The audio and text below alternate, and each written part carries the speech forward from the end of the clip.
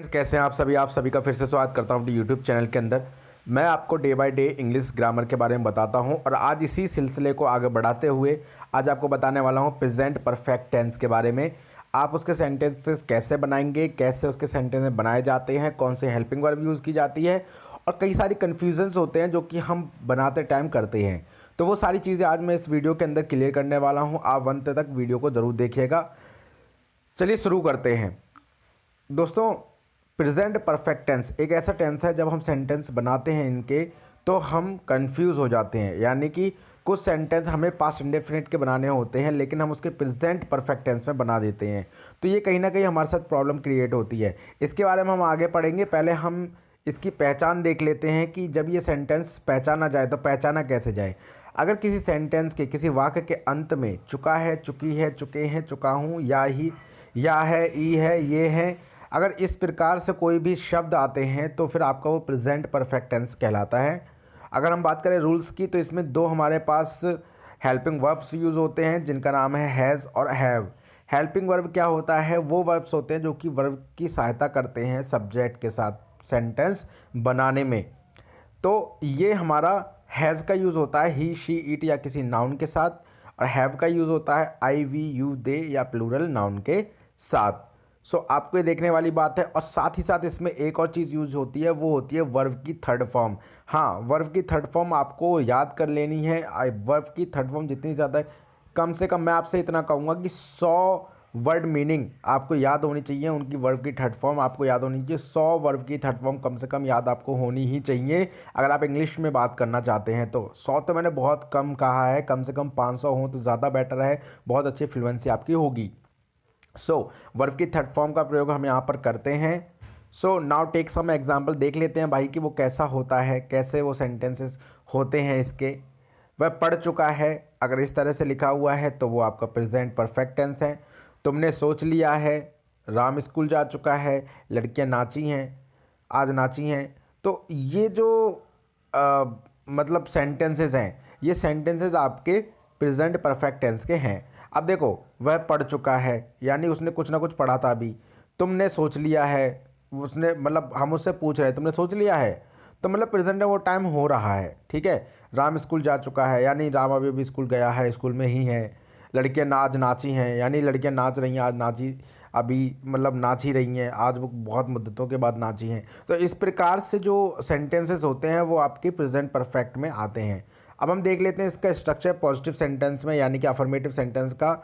Subject plus has have plus verb की third form plus object, इस तरीके से इसका फॉर्मूला होता है। और हम देख लेते हैं पहला, वह सुबह पढ़ चुका है, he has red in the morning.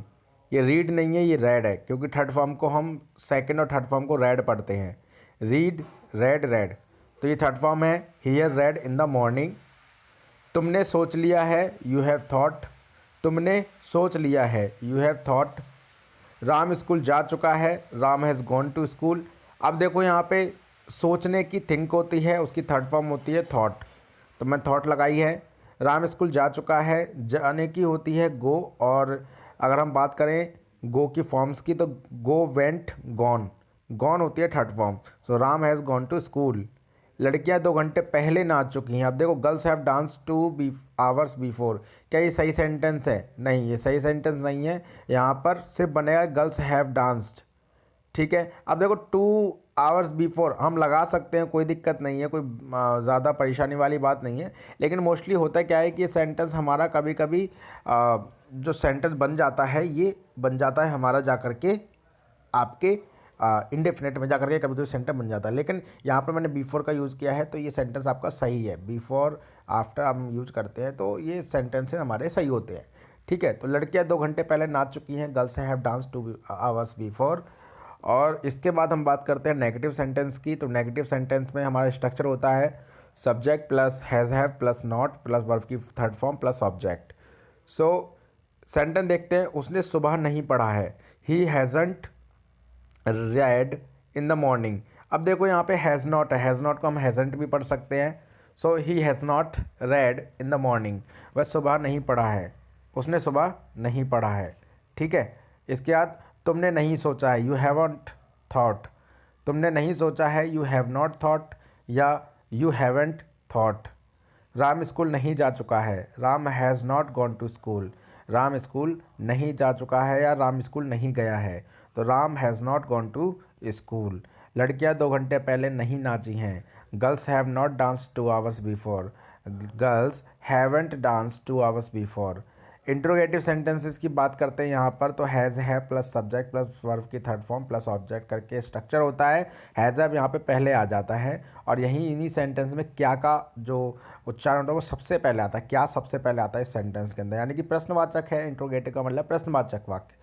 तो ये प्रश्नवाचक वाक्य जो है प्रश्न से बन के ही स्टार्ट होता है। जैसे कि क्या वह सुबह पढ़ चुका है, has he read in the morning. क्या वह सुबह पढ़ चुका है। अब ये स्ट्रक्चर आप कैसे बनाएंगे, देखिए अब स्ट्रक्चर में देखिए ये हिंदी पूरा लिखा हुआ है, क्या वह सुबह पढ़ चुका है, और स्ट्रक्चर क्या है, हैज़ हैव से। तो पहले देखो हैज़ या हैव का यूज़ होगा, तो हैज़ या हैव का कैसे हम डिसाइड करेंगे कि कौन सा यूज़ होगा, वो होगा सब्जेक्ट। उसके बाद है सब्जेक्ट, तो सब्जेक्ट के अकॉर्डिंग देखो आप सब्जेक्ट क्या है यहाँ पे, वह के साथ क्या यूज़, ही के साथ क्या यूज़ होता है, हैज़ का, तो हैज़ हो गया। फिर प्लस सब्जेक्ट, तो फर्स्ट सब्जेक्ट ही हो गया। वर्ब की थर्ड फॉर्म, वर्ब की थर्ड पढ़ना तो रेड हो गया। फिर ऑब्जेक्ट यानी कि इन द मॉर्निंग। सो बड़ा सिंपल है। क्या तुमने सोच लिया है, तो देखो हैज़ हैव का यूज़ हुआ है किसके अकॉर्डिंग, सब्जेक्ट के अकॉर्डिंग। सब्जेक्ट क्या है, यू। यू के साथ हमेशा हैव का यूज़ होता है, तो हैव यू। और थर्ड फॉर्म वर्ब की क्या होती है, थॉट। Have you thought. क्या राम स्कूल जा चुका है, has Ram gone to school. क्या लड़कियां 2 घंटे पहले नाच चुकी हैं, have girls dance 2 hours before. तो इस तरह से आपके ये सेंटेंसेस बन जाते हैं। हम बात करते हैं इंट्रोगेटिव नेगेटिव सेंटेंसेस की, तो यहाँ पे हैज़ है plus subject plus not plus verb की थर्ड फॉर्म प्लस ऑब्जेक्ट होता है।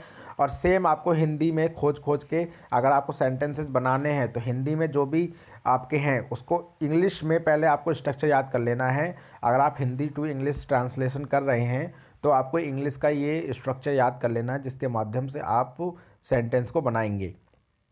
क्या उसने सुबह नहीं पढ़ा है, तो सबसे पहले हैज़ हैव डिसाइड करो, हैज़ हैव लिखना है।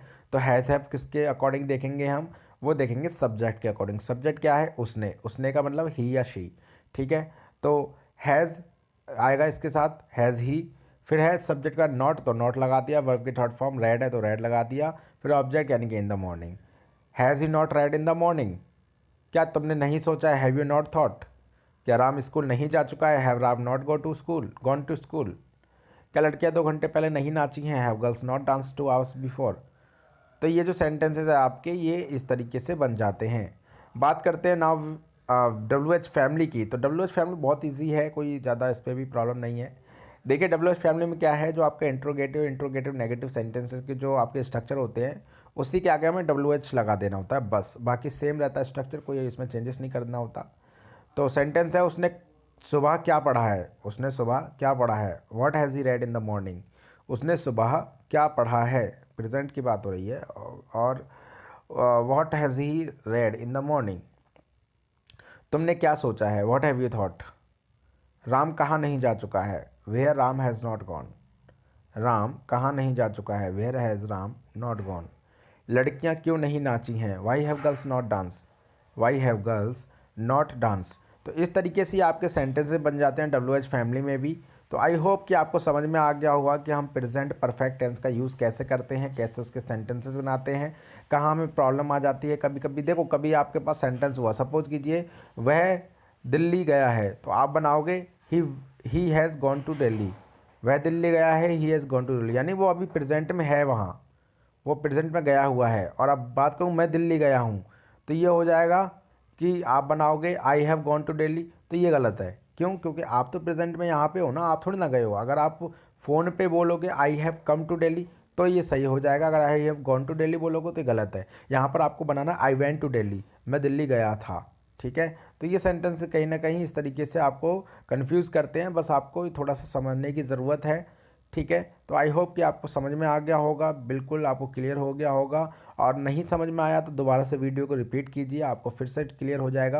और मैं हमेशा आपसे बोलता हूँ ना कि आप लोग ज़्यादा लाउडली स्टार्ट कीजिए बोलना, और सेंटेंसेस को रिपीट कीजिए, और एक सेंटेंस उठाइए, उसके सभी प्रकार के सेंटेंसेस को लाउडली बोलिए, ज़ोर ज़ोर से बोलिए सभी के साथ, और उनका यूज़ कीजिए पर डे।